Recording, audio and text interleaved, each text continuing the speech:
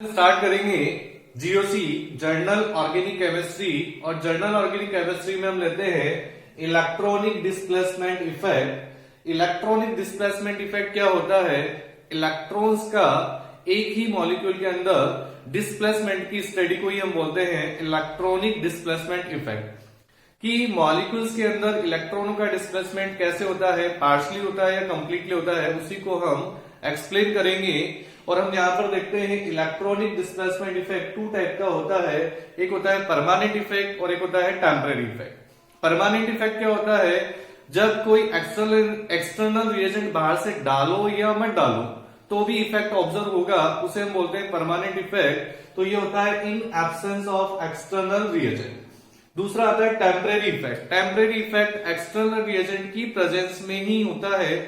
जब तक external reagent है तो इफेक्ट होगा और एक्सटर्नल रिएजेंट नहीं है तो इफेक्ट नहीं होगा, उसे हम बोलते हैं टेम्परेरी इफेक्ट। अब आता है परमानेंट इफेक्ट को फॉलोइंग कैटेगरीज में हम क्लासिफाइड करते हैं कि कौन कौन से होते हैं। इंडक्टिव इफेक्ट, सेकंड आता है रेजोनेंस, हाइपर कॉन्जुगेशन, मीजोमेरिक और आता है SIR एंड SIP।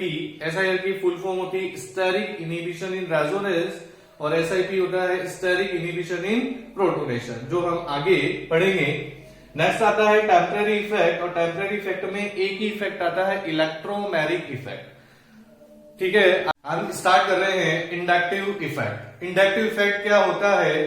तो किसी भी मोर इलेक्ट्रोनेगेटिव एटम की ओर सिग्मा इलेक्ट्रॉन के पार्शली डिस्प्लेसमेंट को हम बोलते हैं इंडक्टिव इफेक्ट, जिसको हम यहां पर समझेंगे। पहले जैसे मैंने यहां पर कार्बन चेन ली, इस कार्बन चेन के रेस्पेक्ट में मैंने जेड एटम और ग्रुप जोड़ा। इस जेड एटम या ग्रुप की इलेक्ट्रोनेगेटिविटी मेरे को पता नहीं है। जेड या एटम या ग्रुप की इलेक्ट्रोनेगेटिविटी कार्बन से ज्यादा भी हो सकती है और इलेक्ट्रोनेगेटिविटी कार्बन से कम भी हो सकती है। तो हम यहां बोल सकते हैं electronegativity of carbon is greater than electronegativity of Z. मतलब दोनों केस हो सकते हैं, कार्बन से ज्यादा भी हो सकती है और कार्बन से कम भी हो सकती है।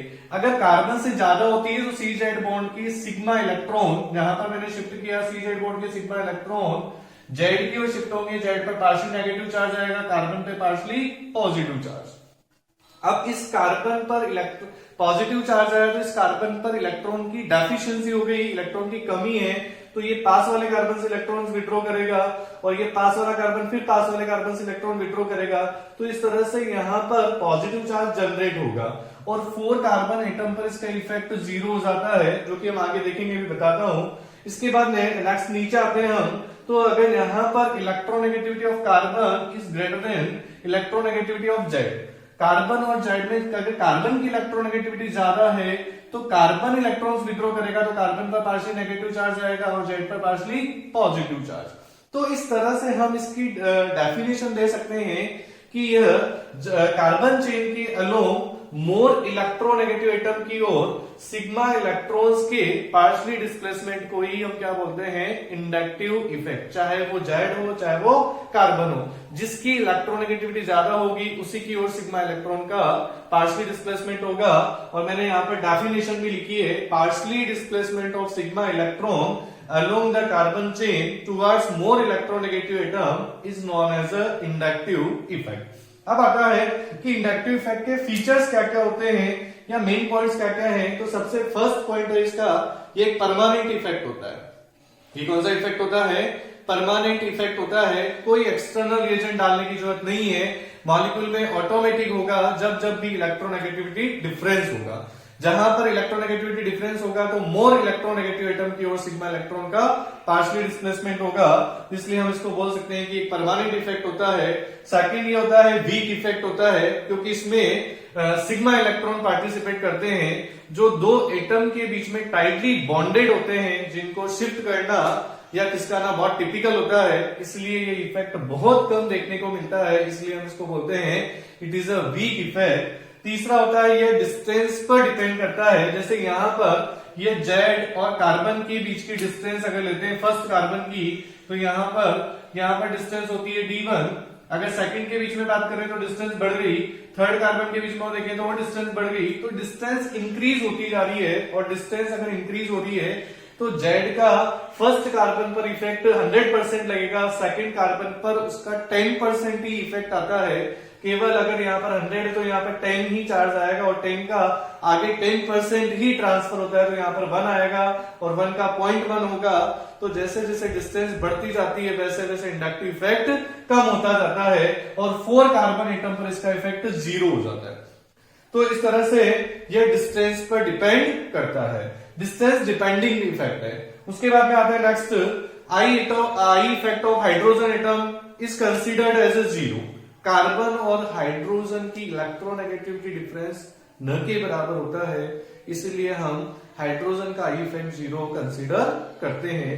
तो इस तरह से यहां पर हम आई इफेक्ट की डेफिनेशन को एक्सप्लेन करते हैं। अब आता है नेक्स्ट आई इफेक्ट के टाइप। इंडक्टिव इफेक्ट कितने टाइप का होता है, तो यहाँ पर बताना चाहूंगा कि जेड पर अगर नेगेटिव चार्ज है तो जेड का कौन सा इफेक्ट होगा, माइनस आई इफेक्ट, और अगर जेड पर पॉजिटिव चार्ज है तो जेड का कौन सा इफेक्ट होगा, प्लस आई इफेक्ट। तो एक तरह से इंडक्टिव इफेक्ट 2 टाइप्स के होते हैं। अगर जो इलेक्ट्रॉन्स विड्रॉ करता है उनका माइनस आई इफेक्ट होगा और जो इलेक्ट्रॉन डोनेट करता है उसका प्लस आई इफेक्ट होगा।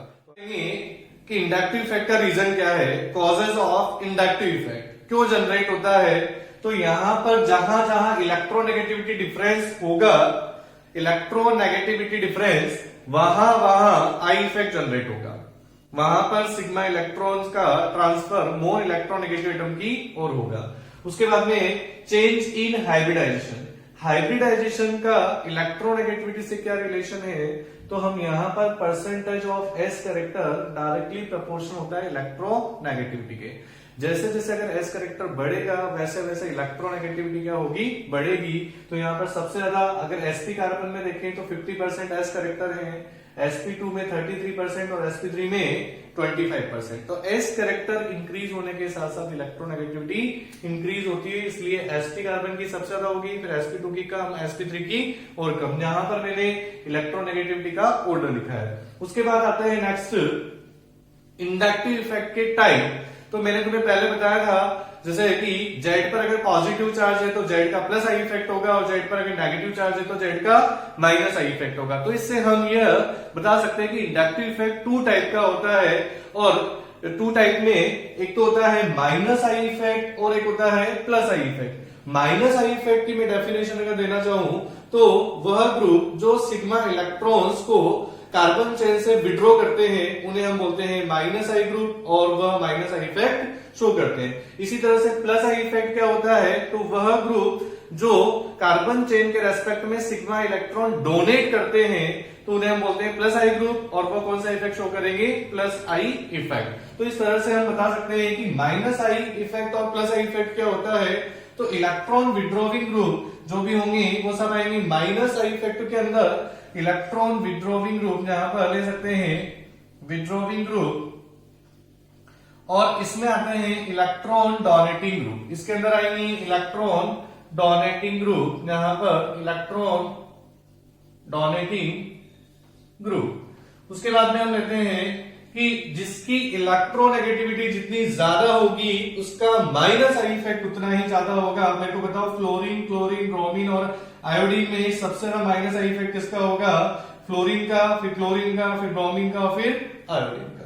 OH और NH2 में अगर बात करें तो यहां पर माइनस आई इफेक्ट किसका ज्यादा होगा, तो OH का, और OH2 प्लस और OH। अब देखो ऑक्सीजन पर प्लस चार्ज और एक ऑक्सीजन न्यूट्रल है, दोनों में इलेक्ट्रोनेगेटिविटी सॉरी किसकी ज्यादा होगी या किस पर इलेक्ट्रॉन की डेंसिटी कम होगी। जिस पर इलेक्ट्रॉन डेंसिटी कम होगी उसकी इलेक्ट्रॉन विड्रॉ करने की टेंडेंसी ज्यादा होगी, तो OH2 प्लस। यहां पर आता था तीसरा, ये हमने बताया जैसे sp, sp2 और sp3 carbon, triple bonded carbon का हाइब्रिडेशन क्या होता है, sp।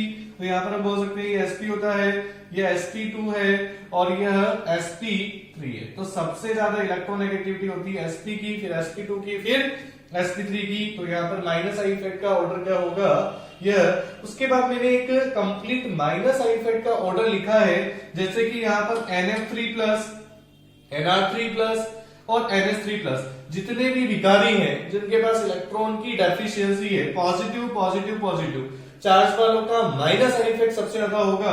और यहाँ पर नाइट्रोजन के बाद फ्लोरीन है तो सबसे ज्यादा माइनस आई इफेक्ट इसका होगा, फिर कार्बन का, फिर हाइड्रोजन का, फिर उसके बाद में NO2, फिर यहाँ पर CN, फिर CHO, फिर फ्लोरीन, क्लोरीन, ब्रोमीन, आयोडीन और फिर ये OH, C triple bond, CH और NH2 और लास्ट में आ जाता है कार्बन डबल बॉन्ड कार्बन और फिर लास्ट में हाइड्रोजन। तो इस तरह से यह माइनस आई इफेक्ट का ऑर्डर होगा। इसी तरह से हम आते हैं प्लस आई इफेक्ट। तो इलेक्ट्रॉन डोनेटिंग ग्रुप जो भी होंगे वो प्लस आई इफेक्ट शो करेंगे और प्लस आई इफेक्ट में आते हैं जितने भी करोड़पति हैं या अरबपति हैं जिनके पास इलेक्ट्रॉन डेंसिटी ज्यादा है तो उसकी टेंडेंसी क्या होगी इलेक्ट्रॉन डोनेट करने की। तो कार्बन, नाइट्रोजन, ऑक्सीजन तीनों पर नेगेटिव चार्ज है। सबसे ज्यादा इलेक्ट्रॉन कौन डोनेट करेगा जिसकी इलेक्ट्रोनेगेटिविटी कम होगी, तो यहां पर सबसे ज्यादा इलेक्ट्रॉन डोनेट करेगा। उसके बाद आ जाते हैं एक कार्बन और हाइड्रोजन में हाइड्रोजन थोड़े बहुत इलेक्ट्रॉन डोनेट करेगा तो एक CH3 का कौन सा इफेक्ट होगा प्लस आई इफेक्ट। एक हाइड्रोजन को मैंने CH3 से रिप्लेस किया तो ये भी इलेक्ट्रॉन डोनेट कर रहा है, ये भी इलेक्ट्रॉन डोनेट कर रहा है, ये भी इलेक्ट्रॉन डोनेट कर रहा है। तो इस कार्बन पर इलेक्ट्रॉन डेंसिटी बढ़ गई तो ये भी क्या करेगा डोनेट। तो ये पहले से ज्यादा डोनेट करेगा। अब 2 CH3 से रिप्लेस कर दिया, यहां पर हाइड्रोजन को 2 CH3 से रिप्लेस किया। अब तीनों हाइड्रोजन को 3 CH3 से रिप्लेस कर दिया। तो जैसे जैसे कार्बन पर इलेक्ट्रॉन डेंसिटी बढ़ रही है वैसे वैसे इंडक्टिव इफेक्ट क्या होगा इंक्रीज होगा। उसके बाद आते हैं हाइड्रोजन, ड्यूटेरियम और ट्रिटियम। तीनों की इलेक्ट्रोनेगेटिविटी सेम होती है लेकिन फिर भी तीनों का इफेक्ट अलग अलग होता है। और यहाँ पर तीनों के इफेक्ट में यहाँ पर किसका ज्यादा होगा तो हाइड्रोजन का साइज छोटा होता है और यहाँ पर ट्रिटियम का साइज क्या होता है बड़ा।